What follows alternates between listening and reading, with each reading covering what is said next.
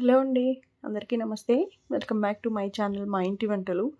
నా వీడియోస్ గాని మీకు నచ్చినట్లయితే లైక్ చేయండి, షేర్ చేయండి, అలాగే సబ్స్క్రైబ్ చేసుకొని పక్కనే ఉన్న బెల్ ఐకాన్ని ప్రెస్ చేయండి. నేను వీడియో అప్లోడ్ చేయగానే మీకు నోటిఫికేషన్ ద్వారా అప్డేట్ వస్తుందండి. ఇవాళ మనము బెండకాయ పులుసు చేసుకుంటున్నాము.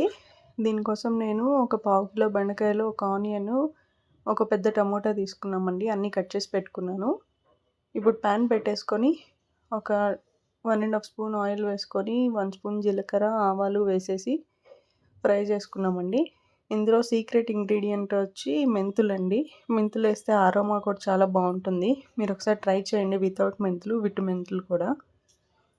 అండ్ ఆనియన్స్ ఫ్రై అయిపోయాక టమోటా వేసేసి మగ్గించుకుందామండి. ఇప్పుడు కొంచెం ఉప్పు వేస్తే త్వరగా మగ్గుతుంది.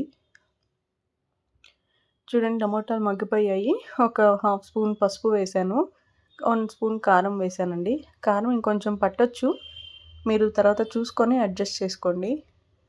ఇప్పుడు బెండకాయలు వేసుకుందామండి, కట్ చేసి పెట్టుకున్నవి. ఇవి కారము, ఉప్పు ముక్కలకు పట్టేలా ఒకసారి కలిపేసుకుందాము. చూడండి, ఈ విధంగా ఒక 10 మినిట్స్ మగ్గాక ఇప్పుడు చింతపండు పులుసు పోసేసుకుందామండి. నేను చింతపండు ఒక పెద్ద నిమ్మకాయ సైజ్ అంత తీసుకున్నాను. చూడండి, చింతపండు పోసేసి పులుపుకి తగ్గట్టు వాటర్ అడ్జస్ట్ చేసుకొని ఉప్పు కూడా వేసేసుకోండి. ఎందుకంటే పులుపు ఉన్నప్పుడు ఉప్పు, కారం రెండు ఎక్కువే కావాలి. అవి ఒకసారి ఫైనల్లీ కొత్తిమీర వేసేసుకుంటే అంతే అండి, మన బెండకాయ పులుసు రెడీ అయిపోయింది. నేను ఇక్కడ కొంచెం కొత్తిమీర ఎక్కువ వేసుకున్నాను. వద్దనుకున్న వాళ్ళు స్కిప్ చేయండి, కావాలనుకున్న వాళ్ళు ఇంకొంచెం తక్కువ వేసుకోండి. థ్యాంక్ యూ అండి. బాయ్.